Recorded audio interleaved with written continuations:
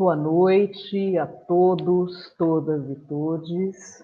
Essa é a live de lançamento do livro da autora Mariana Pombo. Meu nome é Patrícia Corseto, eu sou editora da Caligrafia Editora e também editora do livro da Mariana Pombo. O nome é A Diferença Sexual e Mutação, Subversões Queer e Psicanalíticas, e esse livro faz parte da série Corpo, Sexualidade e Tecnologia. É o 5º volume dessa série. O livro está muito bacana, é uma pesquisa assim, super consistente e audaciosa. O prefácio é da Jo Gondar, que está aqui com a gente hoje. Prefácio não, desculpa, Aurélia. E o prefácio do Joel Birman. O livro já está à venda no site da editora, que é www.caligrafiaeditora.com.br. Bom, eu vou apresentar as pessoas que estão aqui hoje com a gente e que vão debater, discutir, fazer comentários sobre o livro da Mariana. Então, a gente recebe a autora, que é a Mariana Pombo.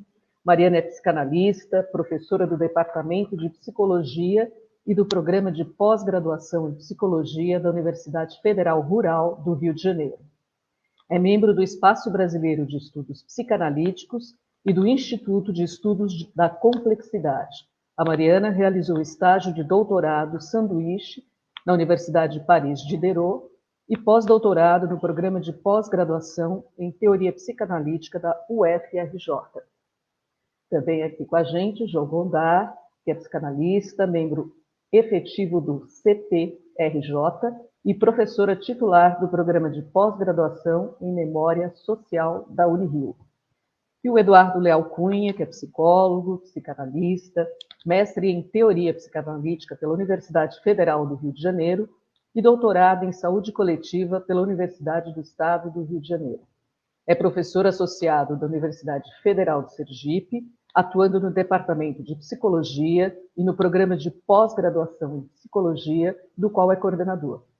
Entre vários livros do Eduardo, ele é autor do O que Aprender com as Transidentidades, Psicanálise, Gênero e Política. A gente vai fazer a seguinte dinâmica.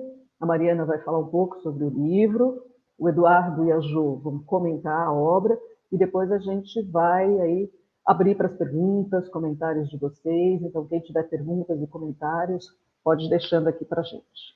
Mariana, com você, bem-vinda. Obrigada, Patrícia. Então, boa noite, pessoal. Antes de mais nada, eu queria agradecer a todas, todos e todes que estão nos assistindo. Quero agradecer muito também a Patrícia e a editora Caligrafia por terem topado publicar o livro. Como a Patrícia falou, né, o meu livro é o 5º volume dessa série que se chama Corpo, Sexualidade e Tecnologia.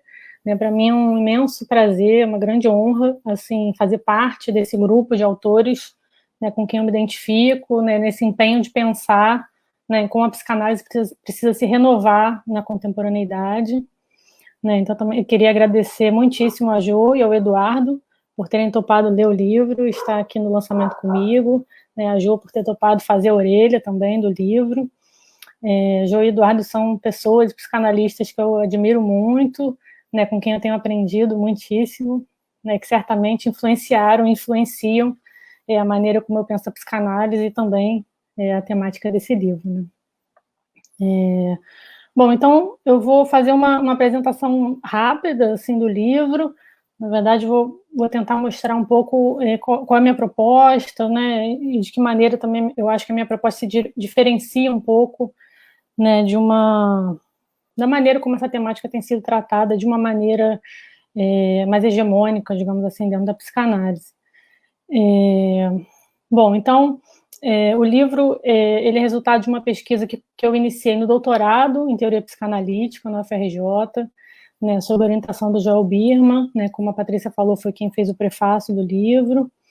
Né, eu acho que eu poderia dizer que o livro é uma versão super revisada e super atualizada da minha tese de doutorado. Né, eu acho que ele traz também o que eu continuei pensando e que eu fui elaborando nos anos seguintes, né, inclusive durante o pós-doutorado, né, e também marcada, inspirada também pelo que eu fui ouvindo, escutando na clínica, né, nos últimos anos. Então, eu vou partir do título, né, A Diferença Sexual e Mutação, porque eu acho que ele já revela assim, uma premissa fundamental do livro, ou talvez duas premissas fundamentais, né, uma que pode ser deduzida da outra. A primeira premissa, então, né, é a própria ideia de que a diferença sexual está em mutação. Né, essa epistemologia, né, esse paradigma, né, ele está em crise, está em mutação. Né, quem disse isso, né, exatamente nesses termos, foi o filósofo queer Paul Preciado, né, numa conferência que ele fez em Paris, na Escola da Causa Freudiana, em novembro de 2019, que depois também virou um livro endereçado aos psicanalistas, né, um livro que saiu em junho do ano passado, na França, né, e que, traduzindo livremente, seria Eu sou um monstro que lhes fala. Né?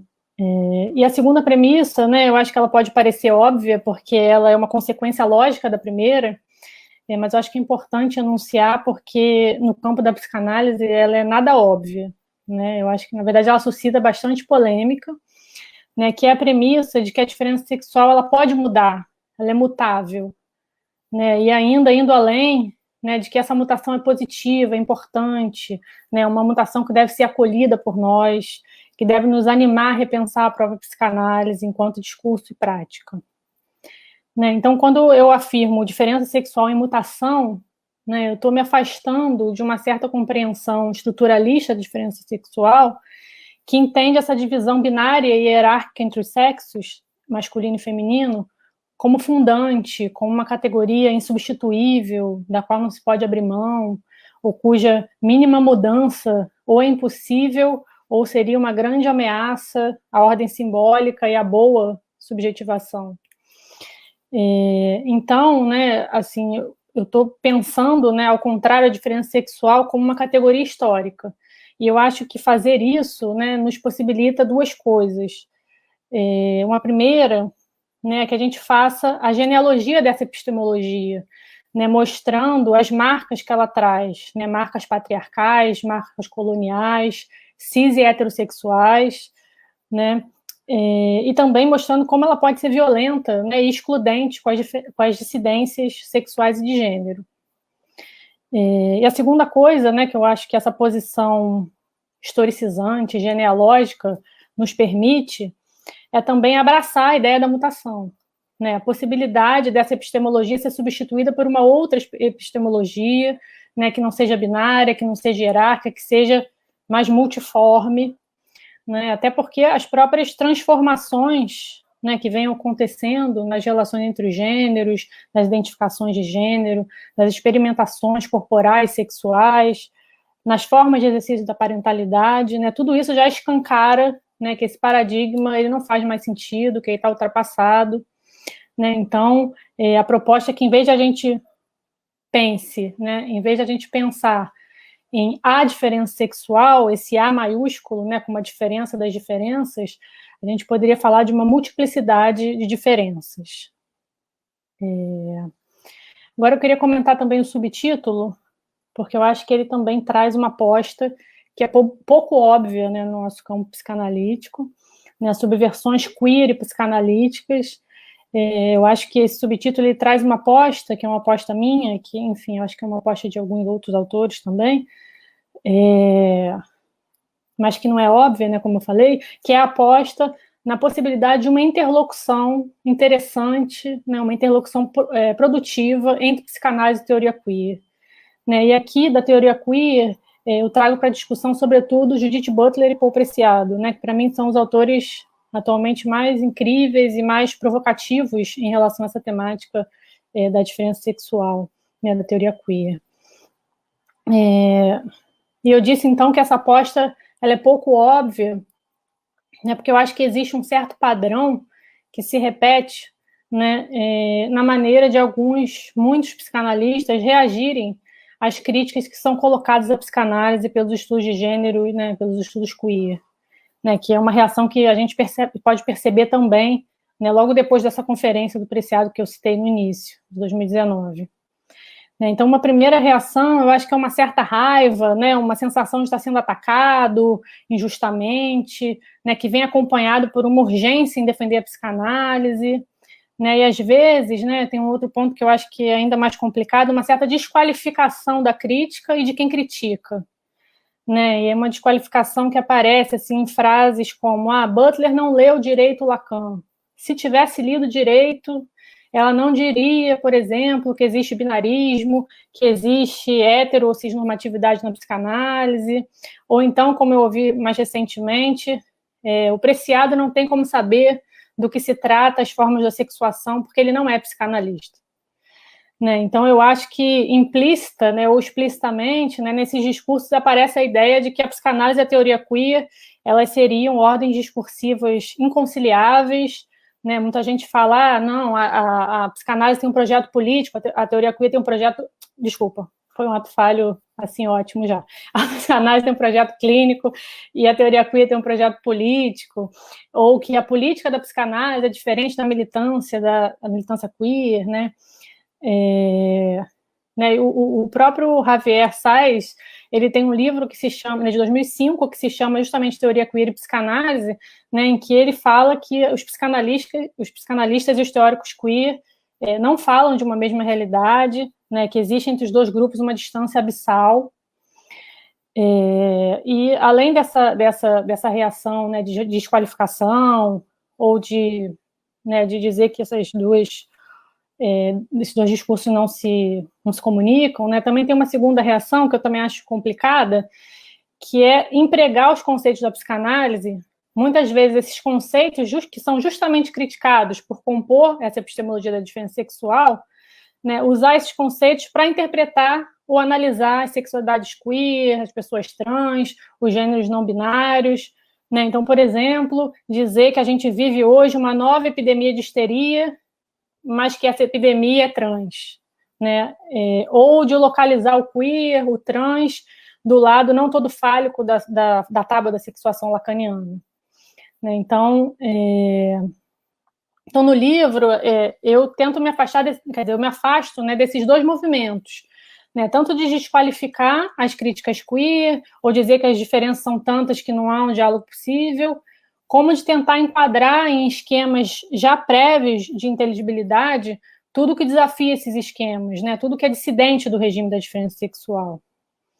Então, o movimento que eu estou propondo no livro é um movimento inverso, né? Que a gente escute essas experiências de dissidência e de mutação, as críticas que são colocadas à psicanálise, que a gente reconheça o caráter historicamente situado das nossas teorias, né? Os limites das nossas teorias, e a gente tem que se engajar no que o Preciado chama de uma mutação da psicanálise, ou o que, por exemplo, Tamir Ayush chama de uma hibridação da psicanálise, né? Que é a psicanálise se hibridando, né? Tanto com a nossa época contemporânea, como com os saberes minoritários, né? A psicanálise desconfirmando o familiar, né? Que é uma expressão do Tamir também, né?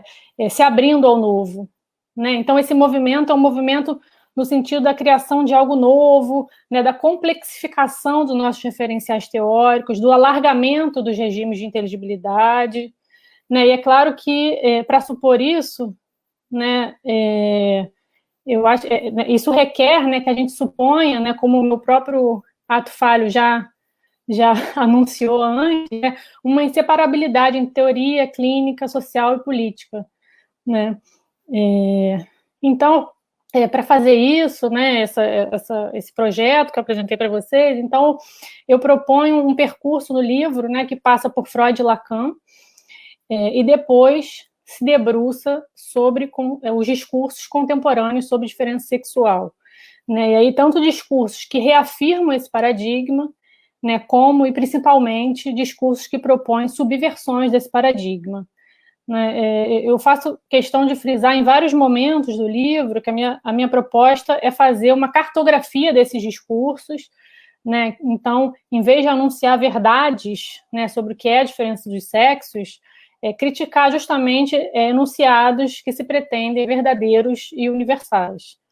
Inclusive, nos capítulos, né, que eu intitulei de Freud e Lacan, eu digo que o meu objetivo não é apresentar uma teoria psicanalítica da diferença sexual, mas fazer uma investigação genealógica de algumas construções teóricas dos dois autores.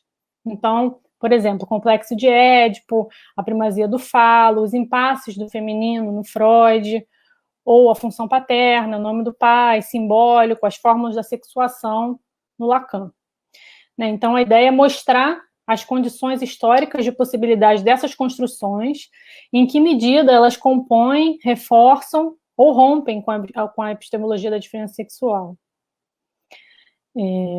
E aí, na parte dos discursos contemporâneos, né, tem um capítulo que se chama Reafirmações hiperbólicas do paradigma em crise.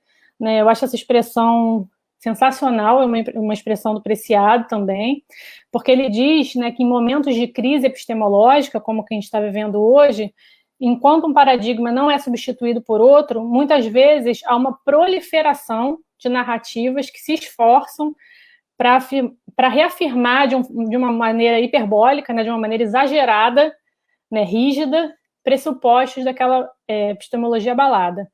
Né, então, é um capítulo em que eu dou um panorama, né, e critico essas narrativas, mostro de que maneira os autores vão justamente indicando, a partir da psicanálise, certas condições a priorísticas de subjetivação, de sexuação, e como também eles acabam patologizando, né, as minorias sexuais e de gênero, as famílias minoritárias, né, como acabam se posicionando de modo muito conservador, né, diante das conquistas e das reivindicações minoritárias também.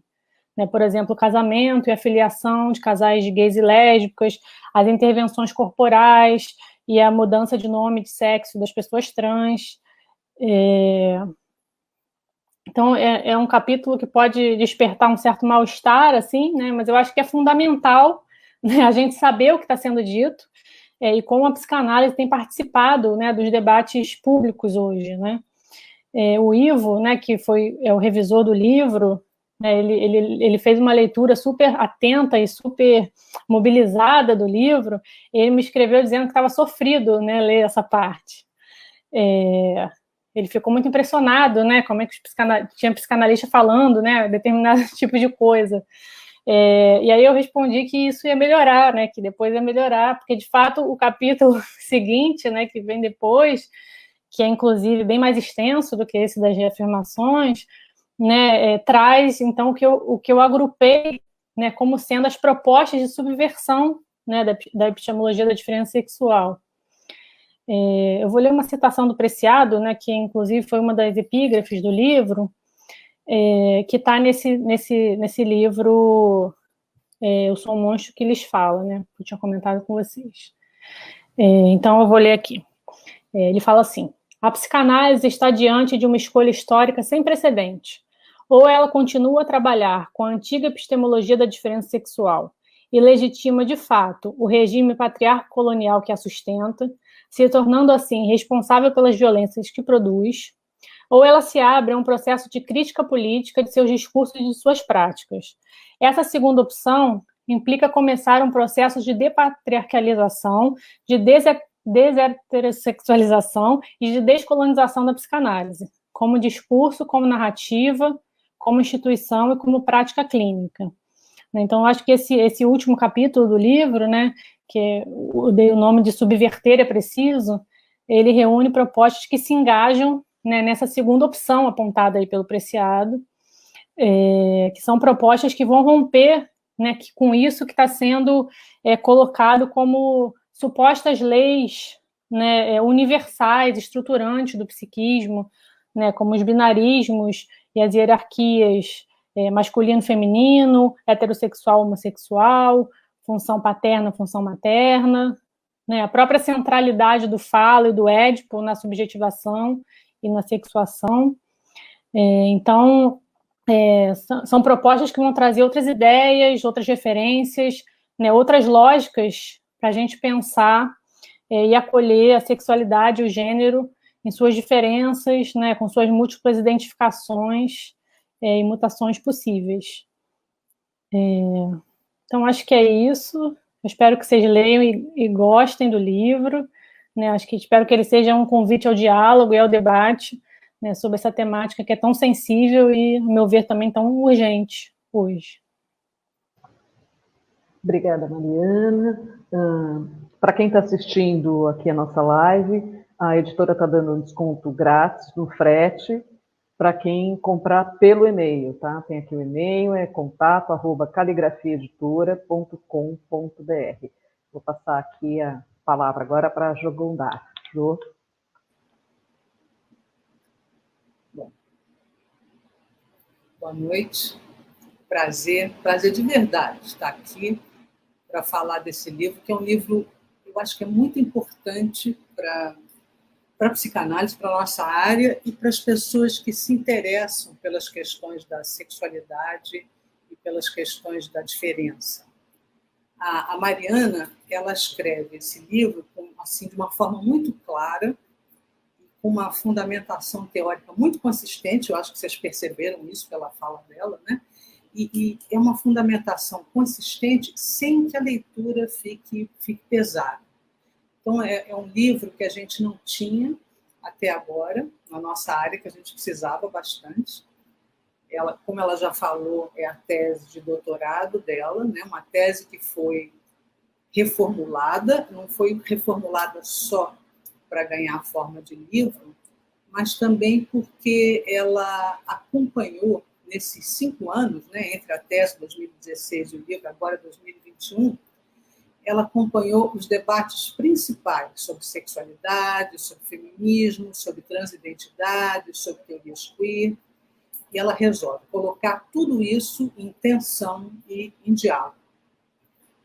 Eu acho que nisso a Mariana foi muito fiel à convocação que fez o Paul Preciado numa jornada de psicanálise em Paris, que ela cita, né? É uma jornada que ficou histórica. Ela parte daí, é a primeira frase da introdução, essa convocação do Preciado. E eu acho que vocês se lembram, né? Ele chega nessa jornada, ela faz a fala de abertura, se apresenta como um corpo não binário, diz que a epistemologia da diferença sexual está em crise, e no final ele diz, olha, vocês psicanalistas, vocês vão poder manter o lugar de vocês, o lugar que vocês inventaram para vocês, se vocês forem capazes de estar em diálogo com o presente e com a radicalidade política contemporânea. O livro da Mariana, eu acho que faz justamente isso. É um livro que está em relação com o presente, está em relação com a radicalidade política contemporânea e vai questionar justamente essa pedra angular da psicanálise freud-lacaniana, que é esse paradigma da diferença sexual e a crise desse paradigma. Então, é uma atitude muito corajosa e não é uma coragem só de superfície ou de bravata, é uma coragem sustentada.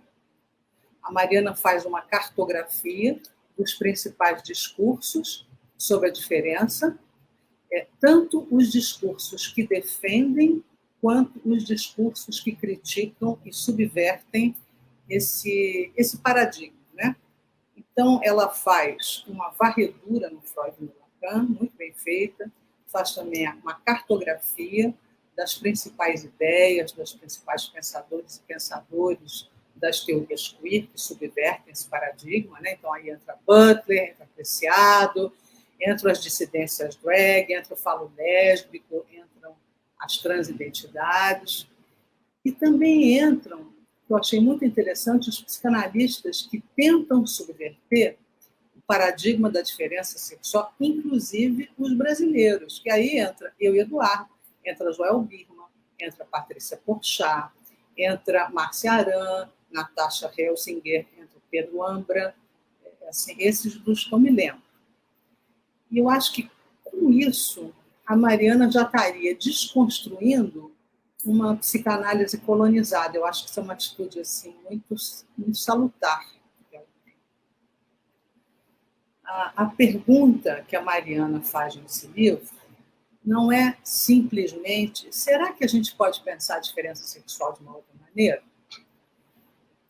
Eu acho que a pergunta que ela faz, que é mais corajosa do que essa, né, quer dizer, ela está respondendo à convocação do Paul Preciado, será que a gente pode pensar a diferença de outra maneira?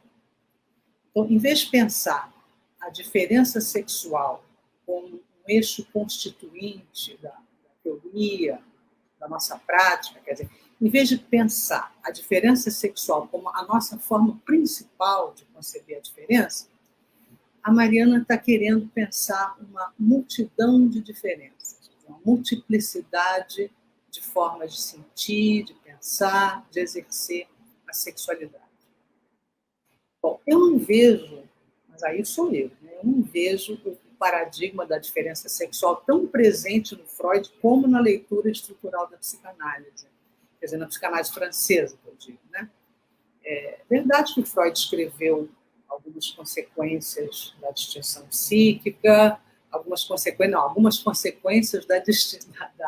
consequências psíquicas da distinção anatômica. Eu também fazer um ato falho. Mas ele também escreveu sobre a sexualidade perversa polimorfa de todos nós. E aí ele quase descamba para a multiplicidade em vez do binarismo. Ele também escreveu Moral Civilizada e Doença Nervosa Moderna. Ele mostra, né, na Moral Civilizada, nesse livro, as linhas de forças sociais e culturais que estão atravessando a subjetividade, a sexualidade. Então, como a Mariana está mostrando, existe uma tensão nos textos do Freud. Quer dizer, a gente tem um Freud da perversão polimorfa e a gente tem um Freud da inveja do pênis, por exemplo. Né? Quer dizer, a gente tem um Freud que está inserido num contexto sexista da época dele e a gente tem um Freud que é capaz de extrapolar esse contexto, que é capaz de chegar até nós e nos ajudar a pensar as questões da nossa própria época. A questão da diferença sexual aparece muito bem, em algumas consequências da distinção anatômica, né? Quer dizer, quando a menina ela compara, né, o sexo dela diante do menino, e o Freud escreve, ela toma sua decisão no instante. Ela não tem, sabe, não, ela vê, sabe que não tem e quer tê-lo. Então, é a situação matriz da inveja do pênis no Freud. Mas essa epistemologia da diferença sexual ela vai muito além da diferença entre os órgãos sexuais, né? Freud, inclusive. E para a psicanálise francesa, ela define posições subjetivas, ela define, ela estrutura o psiquismo, ela estrutura a cultura, ela estrutura toda uma epistemologia, né? O que acontece quando a gente coloca a diferença sexual como forma principal de conceber a diferença? Como uma matriz de qualquer diferença possível. Eu vou radicalizar aqui, tá? Se a gente pega, por exemplo, a Françoise Héritier, que por muitos anos ela foi o nome mais importante do estruturalismo francês, ela foi a herdeira, né, do Lévi-Strauss no Collège de France. Eu estou pegando a Héritier porque a psicanálise francesa ela tem um pé forte no estruturalismo, né? O Lacan é verdade que ele mudou um pouco as coisas, mas o paradigma da diferença ainda aparece de uma maneira forte entre os lacanianos. E no estruturalismo é onde isso fica mais claro, né? Ainda que o Lacan tenha feito mudanças. Se a gente pega a Françoise Héritier, ela escreveu 2 livros, né, chamado Masculino e Feminino, 2 volumes. Ela diz que a diferença sexual é um dado universal, é um dado imutável, está presente em qualquer cultura, em qualquer época. Então, ela está no fundamento da nossa própria capacidade de pensar. Tem uma frase da Françoise Héritier que sempre me impressionou muito, né, impressionou mal. Ela diz que pensar é, antes de tudo, classificar, que classificar é, antes de tudo, discriminar e que a discriminação tem como base a diferença entre os sexos. Né? Então, a heteronormatividade aqui aparece com força total e a Héritier vai dizer que em qualquer sociedade, em qualquer tempo, a diferença sexual é visível, é inequívoca e instala sempre um binarismo, instala um sistema de oposições, instala uma hierarquia. Então, ela vai dizer que o masculino é superior ela está falando da hierarquia, né? Ela vai dizer que o masculino é superior ao feminino, como o calor é superior ao frio, como a razão é superior à selvageria, como o construído é superior ao incoerente. Então, a gente vê que a razão, a construção, enfim, a coerência ficam do lado masculino, enquanto que todo o resto, a incoerência, a selvageria, ficam do lado feminino. Então, é bem binário, heteronormativo, né? Multiplicidade aqui, nem pensar. E, aliás, a multiplicidade aqui é um perigo, né? Porque a multiplicidade pode destruir desse esquema qualquer possibilidade de pensamento. Tudo isso que eu estou falando está no livro da Mariana, eu estou fazendo só um recorte. Hein? Mas aí a gente diz assim, bom, mas o Lacan ele não tem um pensamento binário, porque masculino e feminino no Lacan se complementam, a coisa toda é muito mais aberta, a multiplicidade é admitida, não todo é admitido, a gente tem um gozo além, a gente tem um mais gozar, a gente tem um espaço para o múltiplo. E eu acho que aqui é que o Preciado e a Mariana não deixam a gente se enganar. Aliás, o próprio Alain Miller não vai deixar a gente se enganar, porque tem um texto que ele escreveu depois da intervenção do Paul Preciado, que se chama Dócil ao Trans. Ele escreveu esse texto no ano passado, em 2020, a Mariana já faz uma análise desse texto no livro. E, nesse texto, o Miller vai se horrorizar com a Judith Butler e o que ele chama das ninfas da Butler, porque elas estariam propondo uma multiplicidade sem um. E aí, uma multiplicidade sem um vira tudo uma bagunça, vira tudo uma balbúrdia, ele diz. Quer dizer, a multiplicidade pode ser admitida desde que se mantenha um. Que um é esse? É um do falo. Então, pode-se ter, de um lado, não todo, pode-se ter um gozo além, pode-se ter um mais gozar, pode-se ter tudo isso desde que a referência fálica se mantenha. Né? O falo continua sendo o ordenador universal da diferença. É, inclusive, aquilo que, em relação a que se pode ir mais além. Homem e mulher, o Lacan, não se diferenciam em relação um ao outro, mas se diferenciam em relação ao falo, né? Se diferenciam em relação a esse ordenador. Então, é uma espécie de metro a partir do qual tudo se mede. Né? Do lado mulher, nas fórmulas de sexuação do Lacan, vira-se uma grande bainha do falo. Bom, a Mariana quer pensar a diferença de outra maneira. Isso tem uma importância clínica e uma importância política. Na verdade, uma importância clínico-política, como ela fala no livro. Né? Quando a gente fala em diferença sexual, é inevitável a gente reduzir a diferença. A gente disciplina, a gente se reduz, a gente hierarquiza as diferenças. A gente adjetiva a diferença e aí é muito difícil a gente não recair no binarismo. O Deleuze tem um livro muito bonito sobre as formas de conceber as diferenças, que se chama Diferença e Repetição. Foi a tese de doutorado dele. E ele vai distinguir a diferença relativa de uma diferença em si mesma. Né? A diferença em si mesma não é a diferença em relação a coisa nenhuma. Então, a diferença em si mesma seria um processo permanente de diferenciação. É um perpétuo diferenciar-se.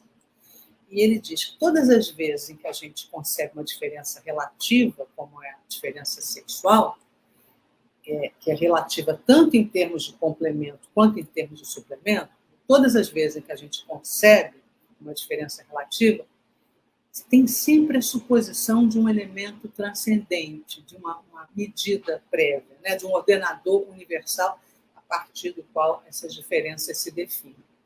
Então, é por isso que tanto o todo quanto o não todo não escapam dessa referência fálica. Essa centralidade do falo, nesse processo de sexuação, está ligada a uma proeminência da função paterna, né, na subjetividade, na cultura, está ligado ao nome do pai, está ligado à triangulação edípica. Nessa triangulação, a mãe está sempre ligada a um mundo perigoso, a um mundo fusional, assim, quase psicotizante, né? Então, a mãe tem que ser limitada pela entrada do pai, que seria o representante da ordem fálica, e é isso que é passado para nós, como ordem simbólica, e é o declínio disso que vai trazer o horror de alguns psicanalistas, né, que a Mariana chama dos declinologistas. Esses declinologistas, eles não acreditam que possa haver outra possibilidade de ordenação social, de ordenação subjetiva, e outra possibilidade simbólica. Aí a gente lembra, inclusive, a frase da Lucy Garret, que diz que o simbólico que os psicanalistas impõem, né, como universal, como alguma coisa que é livre de qualquer contingência histórica, na verdade, ele é o imaginário dos homens transformado numa ordem social. Como é que a gente fica? Como é que a gente fica nisso?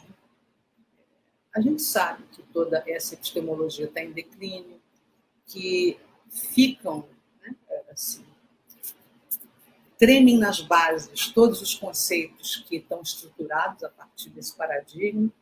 A gente sabe disso. A gente que está na clínica, a gente vê isso, a gente constata, tanto na clínica quanto na cultura. Será, então, que a gente vai continuar trabalhando então, com as mesmas categorias, com a mesma epistemologia?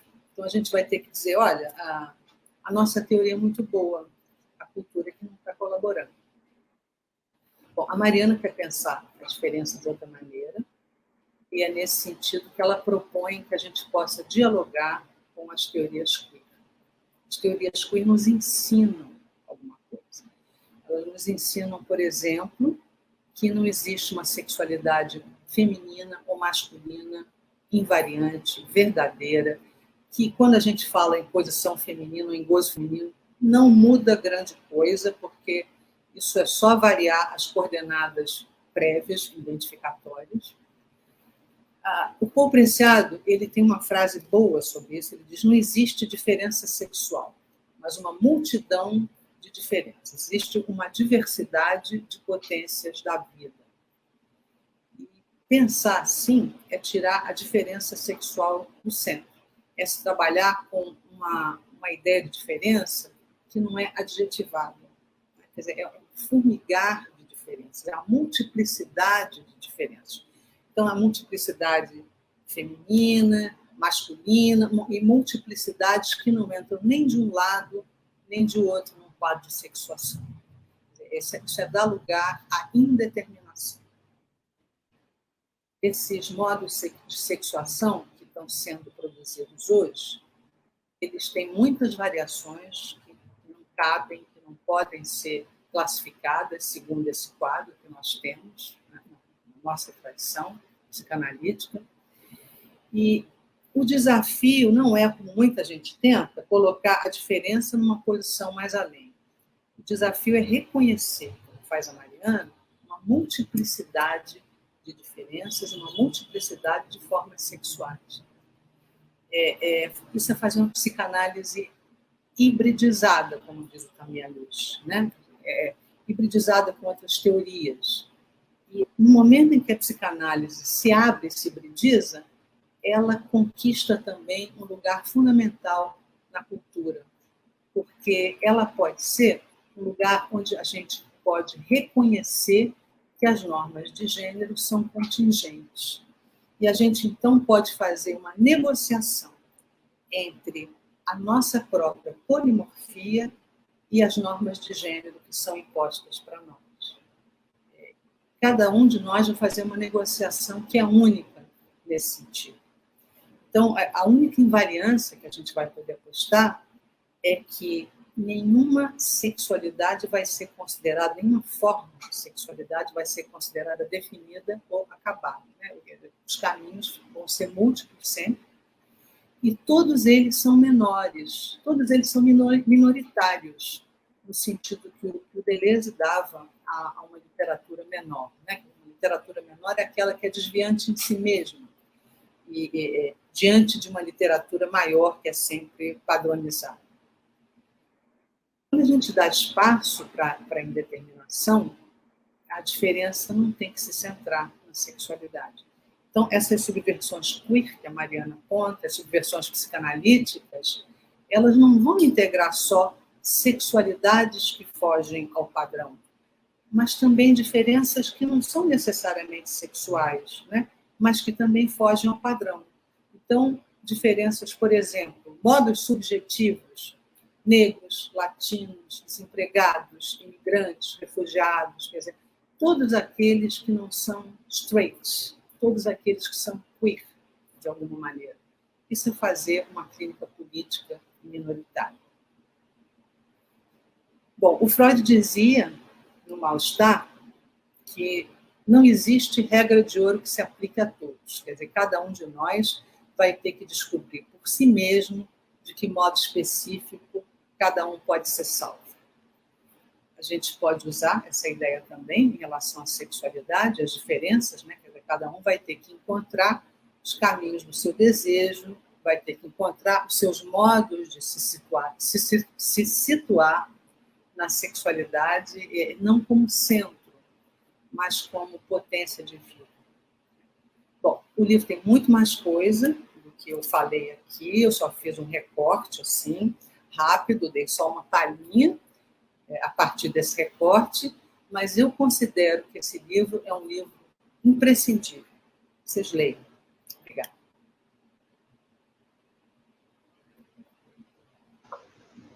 Obrigada, Jo. Vamos passar para o Eduardo agora. Boa noite a todas, todos, especialmente a Patrícia, Jo, claro, Mariana Pombo, queridíssima. Bem, muito obrigado pelo convite para estar aqui para conversar sobre o livro.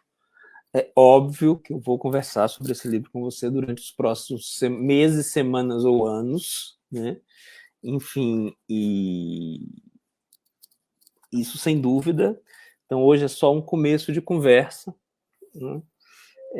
Eu vou primeiro fazer alguns comentários gerais que não são menos para você, né, e mais para as pessoas que estão assistindo, né? Acho que esse é um pouco o nosso papel aqui. A Jo fez isso de uma maneira brilhante, destacando o que ela considerava de mais relevante no livro. E eu vou tentar fazer isso rapidamente, dizer para as pessoas por que eu gosto tanto do livro, por que eu acho que elas devem ler, por que eu gosto do seu trabalho, enfim, e admiro o seu trabalho. Essa é a primeira parte. Depois eu vou fazer, obviamente, algumas provocações, porque, enfim, a Jo foi super bacana para dizer o que o livro tem e por que o livro é interessante, né? E das coisas que ele traz. E aí eu queria pontuar, né, para mim, algo que é fundamental numa obra, sobretudo num trabalho de pesquisa, que são as perguntas que ele deixa, né, que a pesquisa deixa, né? As inquietações que vêm por aí, né? Então, eu queria começar, né, enfim, eu vou começar, na verdade, retomando um pequeno comentário seu, da sua apresentação, depois eu vou fazer os elogios, né, e dizer o que me parece essencial, por que esse livro é um livro diferente, porque, como disse a Jo, é um livro necessário e útil, né, mais do que útil, é um livro necessário, talvez essencial, né, e depois eu vou colocar algumas questões que ficam para mim da leitura do livro, né, enfim, e que coisas que o livro me botou para pensar, né? Sobretudo o 6º capítulo, que é efetivamente o capítulo da paixão, o capítulo mais longo, mais denso, em que você fala do que você acredita, enfim. É óbvio que eu tinha uma provocação para te fazer, mas eu não vou fazer na frente da Jo de modo algum, que é das apostas, das alternativas que você coloca, qual é a sua aposta principal, né? É o limiar, é a feminilidade, é Butler, né? Qual é a sua aposta, né? Mas isso eu vou só já fiz, você não precisa responder, não. Você guarda para você. O que eu queria retomar da sua fala inicial é o seguinte, quer dizer, enfim, há efetivamente uma discussão sobre a diferença, né?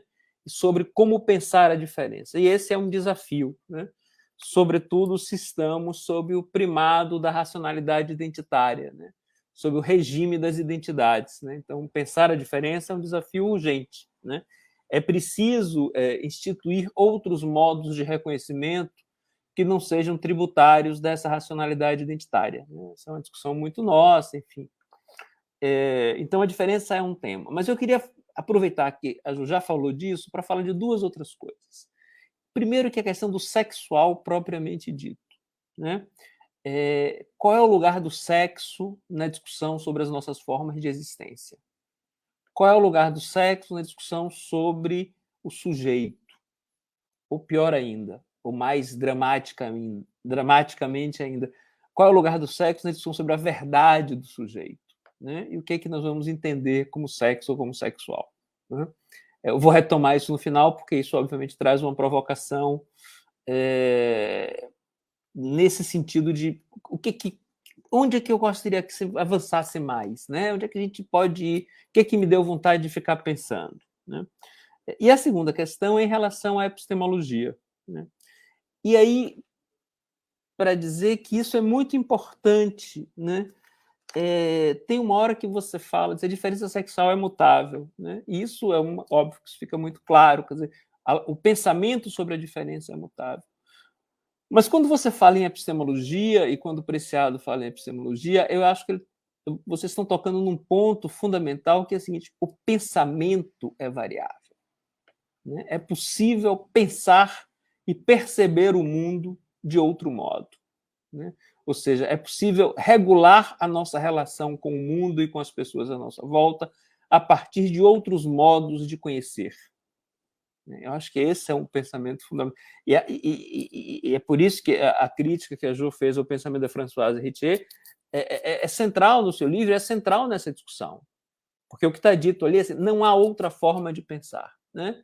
Eu me lembrei do debate lá com Lebrun, com Jean-Pierre Lebrun, que é um dessas pessoas odiosas do capítulo 4 ou 5, né, do 5, né, e em que ele dizia, né, nós podemos negociar tudo, nós podemos acolher os trans, nós podemos fazer tudo, mas o binarismo é inegociável, porque sem binarismo não há pensamento.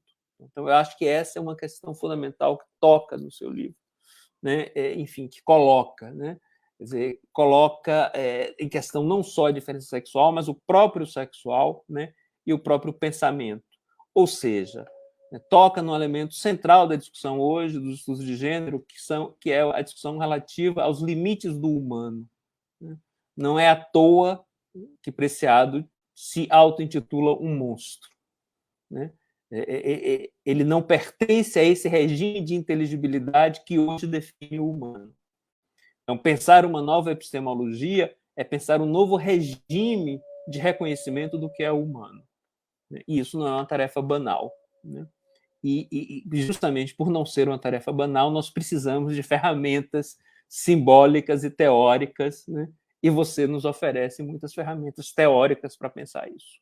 Então, esse é um primeiro grande ponto, e já é um grande elogio, né?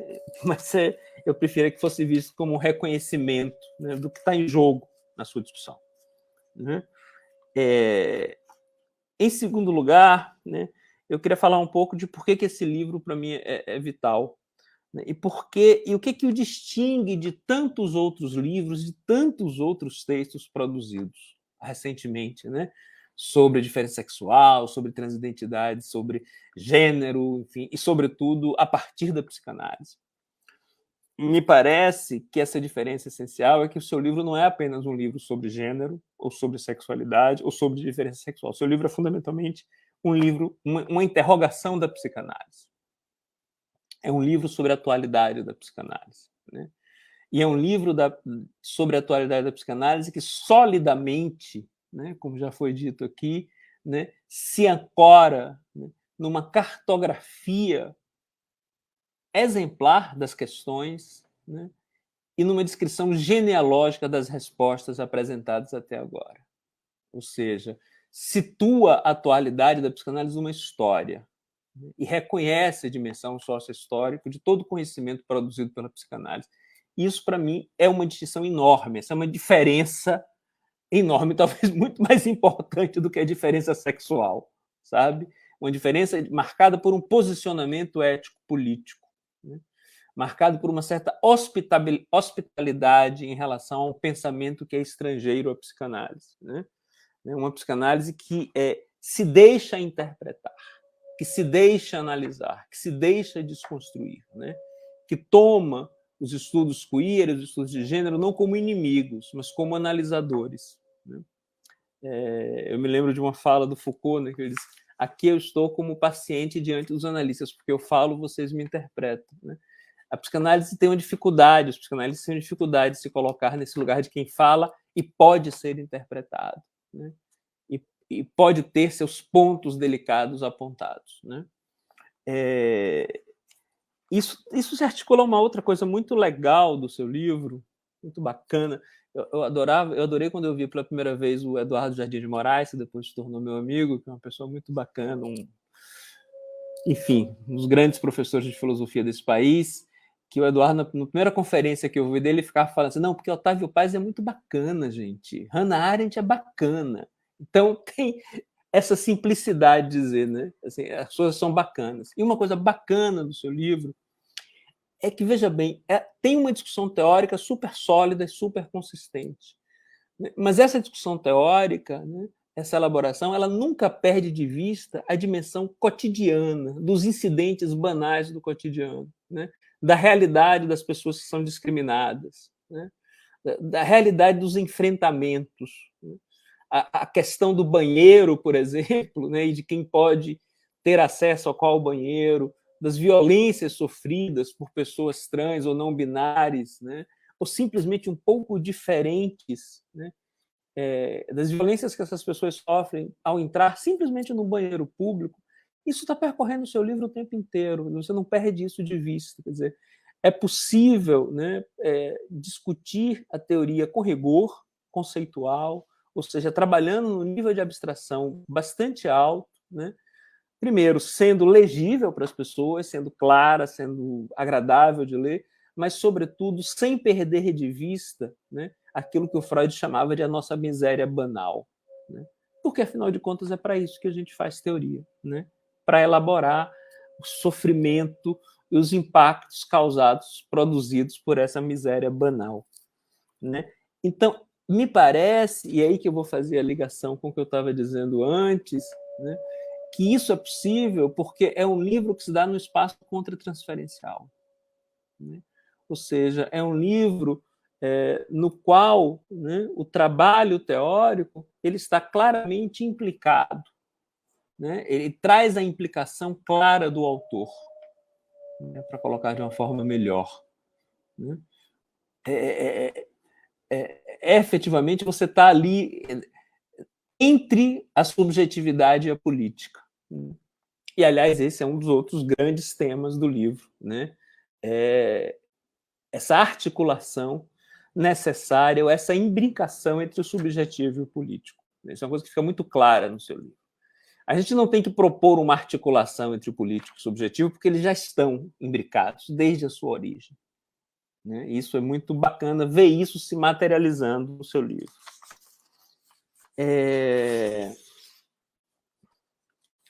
Então, cadê? Eu já fiz os elogios. Sim, mas eu vou repetir, né? Eu tinha marcado duas coisas como elogios, né?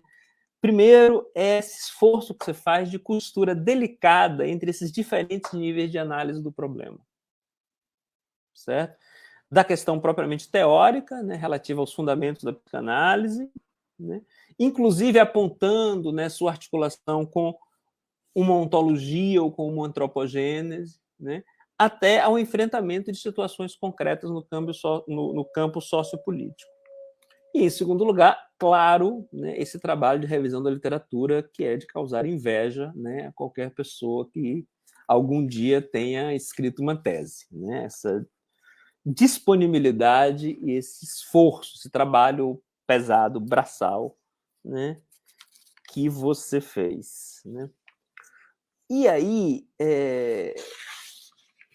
eu vou dizer, isso me parece também reflete uma postura, né, uma posição, sobretudo ético-política, né? esse reconhecimento da implicação, esse reconhecimento, esse trabalho nesse espaço transferencial e contratransferencial, né?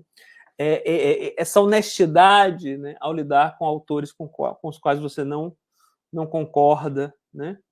Então, me parece que você tem aí uma posição metodológica, né, e, portanto, epistêmica, né, inclusive, indissociável de um posicionamento político, né? E esse é também uma das lições do seu livro, né? Você assumir um posicionamento político implica trabalhar dentro de um certo regime epistêmico, né? E propor uma nova epistemologia significa assumir um diferente posicionamento político, né? Então, isso é muito interessante, né? Isso é muito bacana, né? Dito tudo isso, né, eu vou chegar no final, né, da minha intervenção. Eu não queria passar dos meus 15, 20 minutos para dar tempo para você até comentar, né, tudo que a gente falou. Eu acho importante, né? Eu falei brincando no início, mas é verdade, eu acho que a última palavra é sua, né? Mas até porque você não tem a pretensão de dar a última palavra. Se você tivesse, eu não deixava, mas como você não tem, a última palavra é sua, né?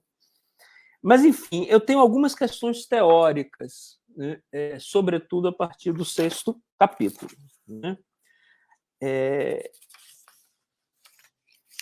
Enfim, que se articulam, por exemplo, a essa discussão sobre o sujeito, né? Quer dizer, é possível, né? É difícil aqui o vento. Quer dizer, é possível interrogar, né, a diferença sexual enquanto elemento estruturante do sujeito, sem interrogar a própria categoria de sujeito, né? Sem ter que deslocar isso para algo da ordem de uma experiência subjetiva, né? Ou seja, é possível, porque tem uma questão central aí nessa história da diferença sexual, que é a sua localização numa espécie de antropogênese mesmo. E disso você tem razão, há ali uma espécie de ontologia, né? Então, é possível, né, subverter, né, a epistemologia da diferença sexual e preservar essa ideia de sujeito, né, tal como, de alguma forma, conservamos, né? Inclusive nessa ideia de que há uma estruturação subjetiva que nos determina, né, a sermos de uma ou determinada maneira, de uma ou outra determinada maneira, né? Enfim, é possível também discutir tudo isso, né, sem mexer radicalmente na ideia de poder e nas relações entre sujeito e poder, né? Óbvio que isso é uma provocação, você me conhece, sabe que isso é uma provocação mais para Judith Butler do que para você, né, mas na qual você toca, né? Eu vou dizer aqui claramente, eu penso modestamente que Judith Butler compreendeu mal a ideia de poder no Foucault. Mas, enfim, essa é uma outra discussão. Mas tocar no Foucault é bom para me permitir encerrar a minha fala, retomando aquela provocação inicial da epistemologia da diferença sexual, que é a seguinte: quer dizer, pensar a epistemologia da diferença sexual e ultrapassá-la, superá-la, né, jogá-la no lixo, como que é apreciado, não significa, no fim das contas, né, e essa pergunta não é originalmente minha, né, é uma pergunta que vem de uma conversa com a Laurie Lofer. Quer dizer, isso não significa, no fim das contas, a possibilidade de pensar a psicanálise fora do dispositivo de sexualidade. Ou seja, pensar, né, uma psicanálise que não considere, né, aquilo que não se submeta àquilo que o Foucault chama de racionalidade do desejo, né, onde há uma costura, né, entre sujeito, sexo e verdade, né? E talvez por isso mesmo que eu lhe diga no início, né, que o seu livro faz uma provocação, não apenas sobre a diferença sexual, mas sobre o que é sexo, sobre o que é o conhecimento e talvez sobre o que, afinal de contas, é verdade. Eu queria parar por aí, te agradecer mais uma vez pelo convite para essa conversa, né? Espero que tenha me comportado bem, né? Acho que o tempo, pelo menos, eu respeitei, e, enfim, e é isso. Obrigado, Mário, obrigado, Patrícia, obrigado, Jô. Bom, queria agradecer primeiro a Jô e o Eduardo pelas excelentes contribuições. Eles fizeram a lição de casa, né, Mariana? Realmente leram, acho que trouxeram assim, contribuições preciosas. E aí eu queria agora te ouvir, você vai responder as perguntas aí do Eduardo, fique à vontade.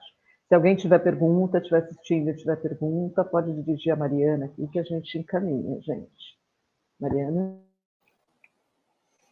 Tá. Eu também queria, então, agradecer, né, muitíssimo a Jo e o Eduardo, né, pela generosidade da leitura e dos comentários.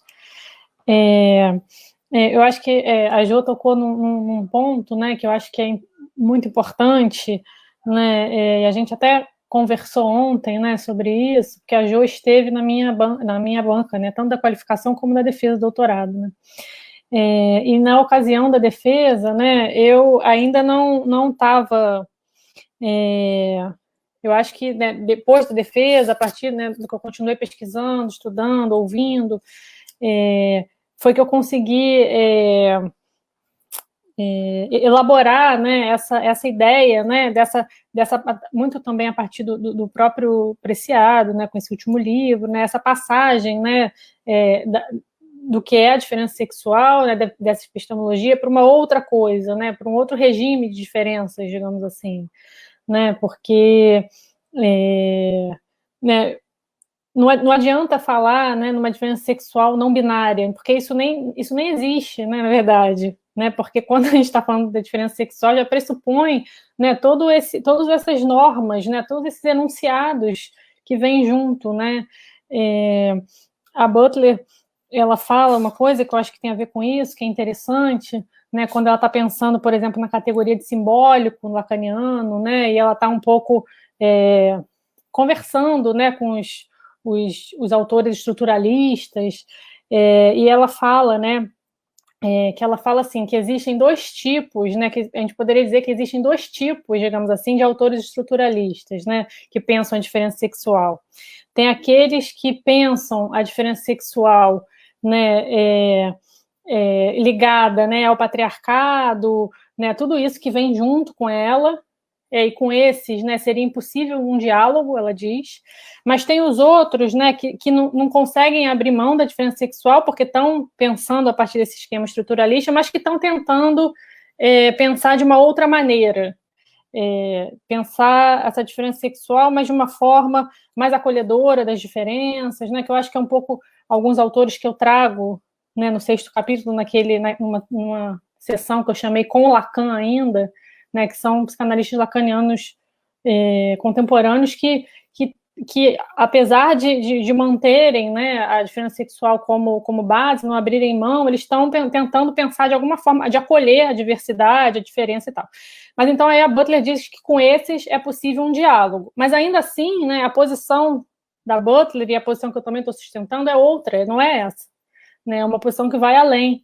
E eu acho que eu só consegui acessar isso, né, depois, né, agora, né, mais recentemente. Então, inclusive, a partir, né, de uma interpelação que a Jo me fez na defesa, né. Então, eu queria agradecer também por isso, assim, né, eu acho que a Jo está trazendo ela está trazendo uma diferença, assim, né, no meu percurso, que, na verdade, eu devo muito a Jo mesmo, assim, né, porque foi ela que me convocou a pensar sobre isso, enfim, a partir de outros autores que eu fui lendo depois também, claro, mas foi uma coisa, né, foi um movimento que eu acho que foi fundamental, né, para eu me localizar nesse lugar, né, em que eu estou agora, assim, nessa posição que eu estou agora. E a Butler, quando ela vai falar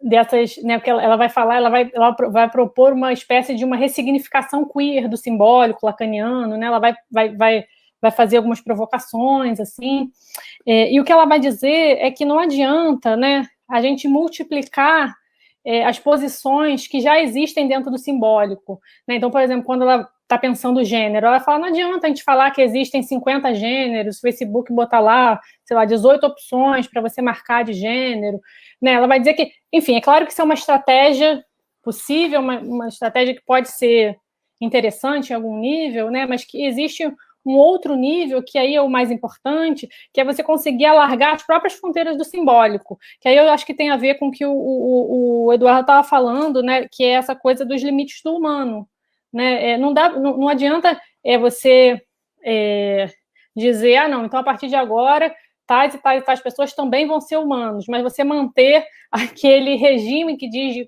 de humanização, digamos assim, que diz o que é humano e o que não é.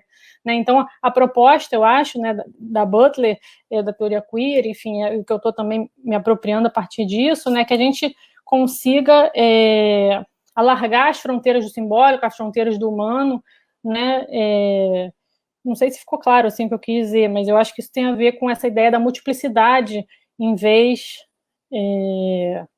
de uma diferença sexual pensada de outra forma, né? São diferenças, multiplicidades. O que mais? Essa pergunta que o Eduardo me colocou logo de início, que ele falou que eu não precisaria responder, na verdade eu nem saberia responder, assim, né? Qual é a aposta principal? Eu acho que eu nem acredito que exista uma aposta principal. Eu acho que faz parte dessa própria proposta, essa própria proposta da multiplicidade, né? Pensar, né, várias ideias, vários dispositivos, várias balizas diferentes, digamos assim, para a gente pensar nessas subversões, né, a gente pensar essa mudança epistemológica possível, né? Então, eu acho que nem daria muito para... Eu nem saberia dizer, assim, se tem uma principal, acho que não.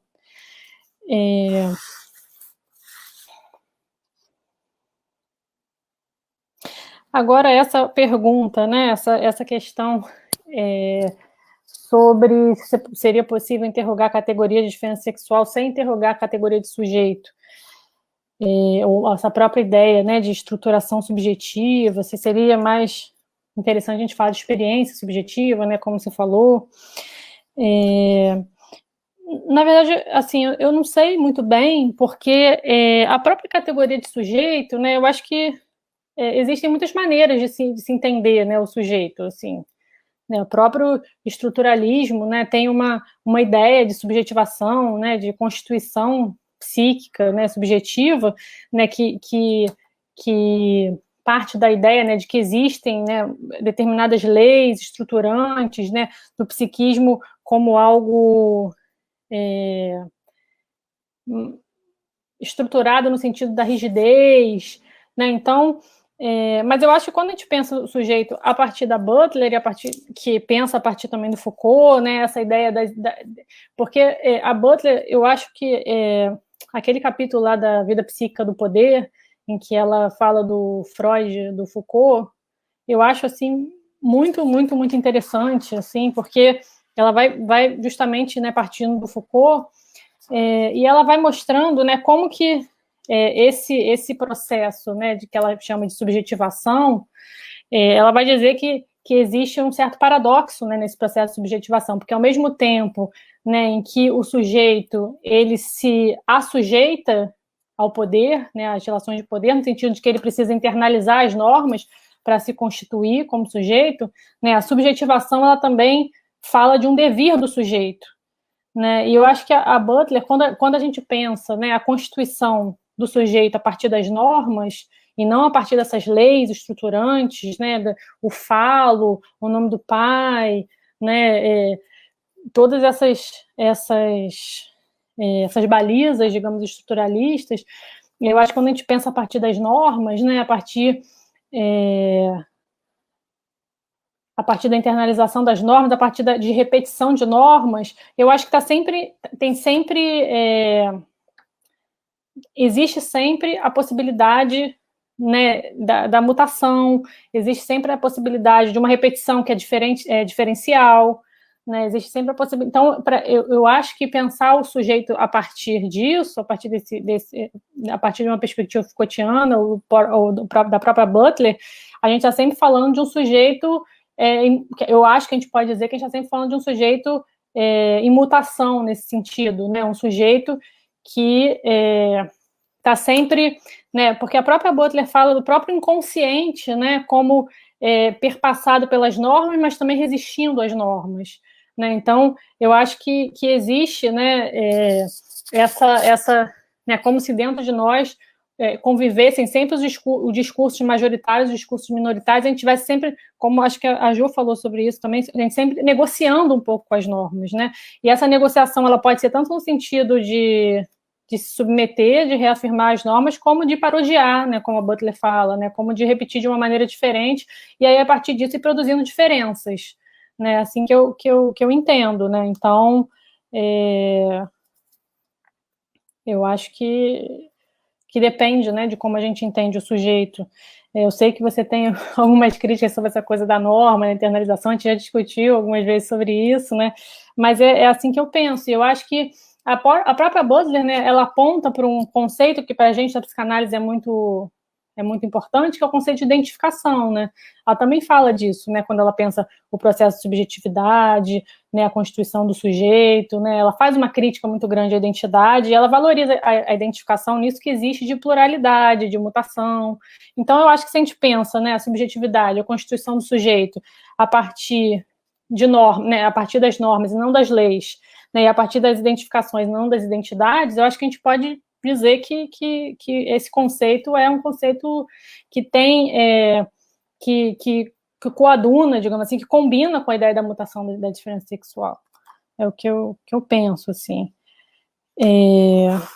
Agora, essa segunda pergunta é mais difícil, né? Se a gente poderia pensar a psicanálise fora do dispositivo de sexualidade.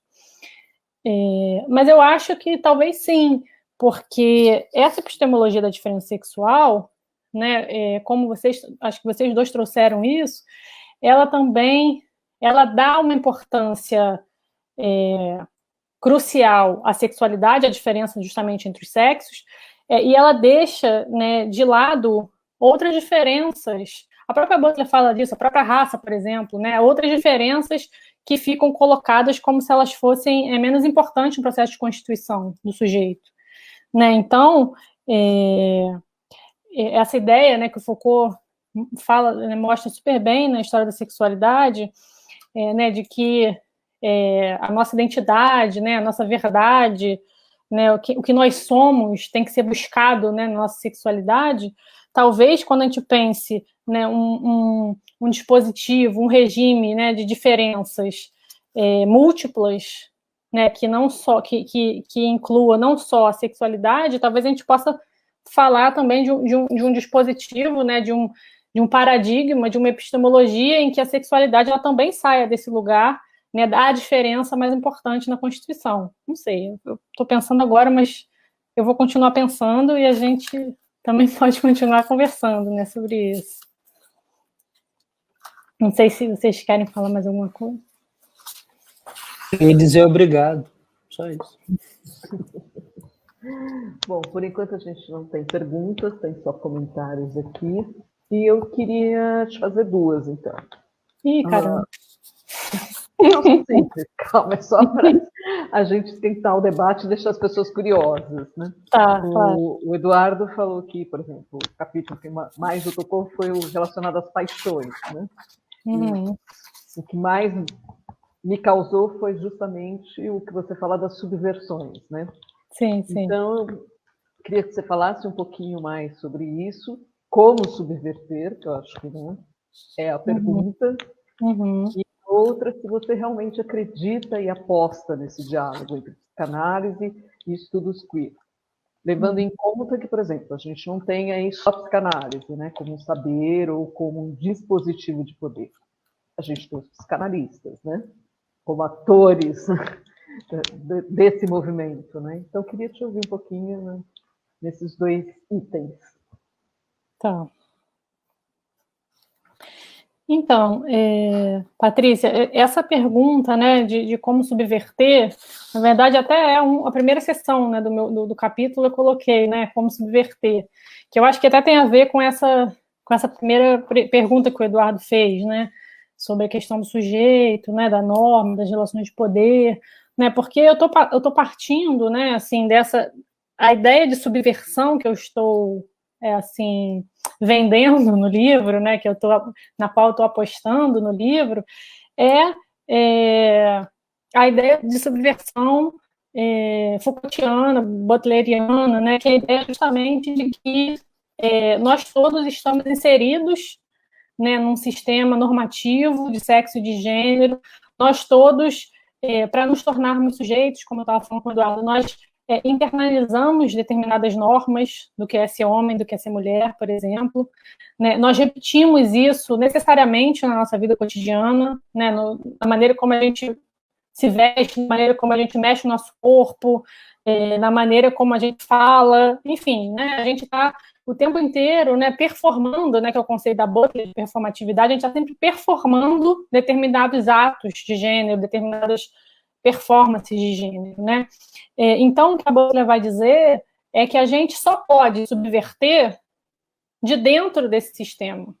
A gente só pode subverter repetindo de uma outra maneira, né, isso que está colocado aí, né? Então, eu acho que as propostas que eu trago no livro, né, de subversão, elas têm um pouco essa característica, né, da paródia, da ressignificação, de pensar, né, em vez de, né, porque a ideia, né, um pouco de que não é possível a gente fugir, né, assim. A Butler, por exemplo, ela critica, né, Monique Wittig, por exemplo, que é uma ideia que eu até trago no livro, né, que a Monique Wittig fala de uma sociedade lésbica, né, que as mulheres lésbicas poderiam se juntar, digamos assim, construir uma sociedade lésbica, elas não seriam nem homens nem mulheres, então elas escapariam, né, desse sistema da diferença sexual. E a Butler vai falar, olha, na verdade, não, né, porque não adianta, não tem muito para onde... não dá para você apenas sair do sistema de sexo e gênero. Na verdade, enfim, é uma proposta possível, né? Mas a proposta mais interessante para Butler, né, e que eu acho que é essa ideia que eu estou comprando, é que justamente a gente precisa se apropriar do que já existe ali e fazer uma coisa diferente, né? Que eu acho que é também o que o Preciado traz, né? A própria ideia do termo queer, né, ele já traz essa ideia da ressignificação, né, que em primeiro lugar, assim, quando o termo queer surge, ele surge como um insulto, como um xingamento, né, que era usado sobretudo para pessoas homossexuais, né, contra pessoas homossexuais. E o que o movimento queer faz é ressignificar, né, eles começam a repetir esse termo, mudando, né, essa injúria, né, no sentido de uma filiação politizada, né, no sentido de um orgulho, né, como é usado também. Então, né, o Preciado, a mesma coisa, né, quando ele fala que ele vai se auto-aplicar testosterona, né, porque ele quer subverter esse regime da diferença sexual, ele não quer virar um homem, mas ele quer subverter isso, ele usa a testosterona, ele fala que a testosterona ela é um significante político, porque a testosterona é um hormônio que define o masculino, né? Então, ele vai se reapropriar disso que está sendo, disso que existe, disso que produz subjetividade nesse sentido, né? Que produz uma tecno-masculinidade, como ele fala, para fazer uma outra coisa, né? Então, eu acho que as propostas assim que eu trago, elas são também um pouco nesse sentido, né? De sempre pensar o que existe e tentar pensar como mudar, né, a partir disso que existe. Eu acho que é um pouco por aí. E você me perguntou sobre a aposta no diálogo, né? Eu acho que sim, né? Acho que essa é a minha aposta mesmo, né? A aposta,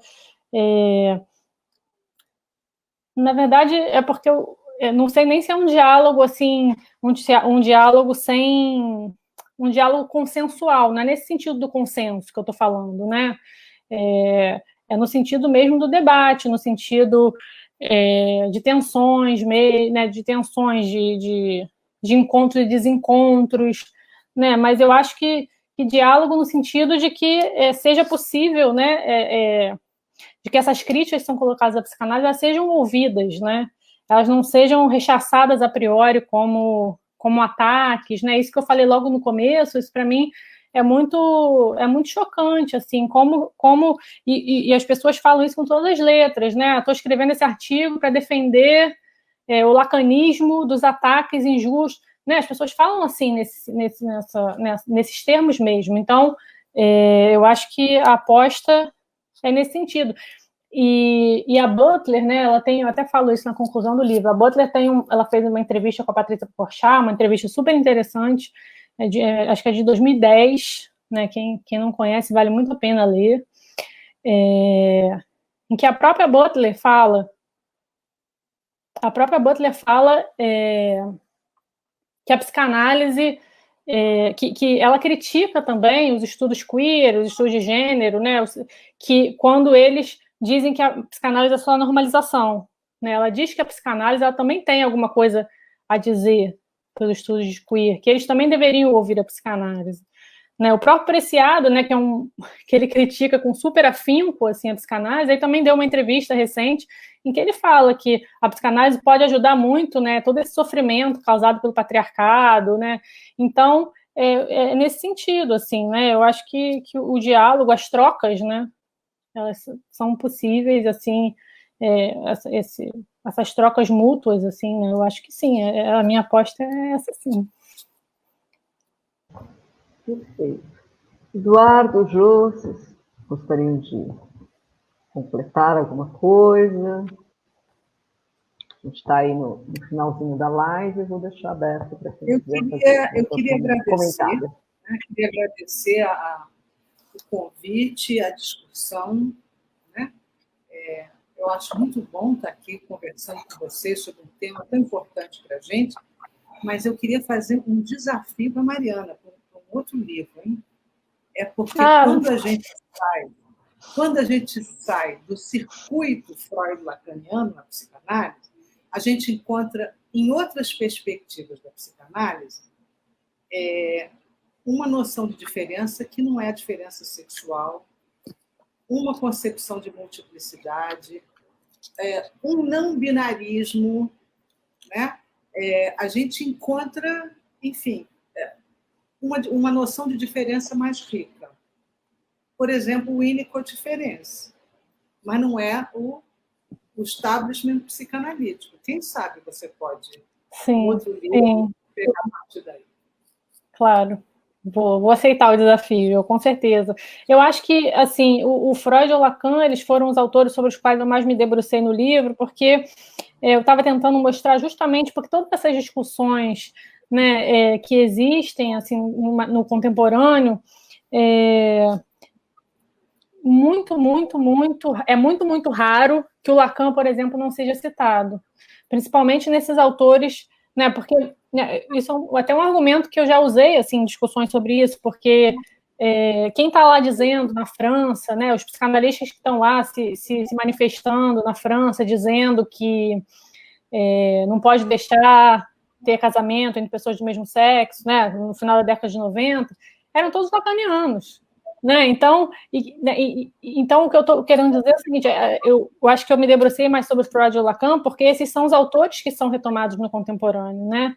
Tanto para... são retomados tanto nessas posições que eu chamei de mais declinológicas, como também muitos autores que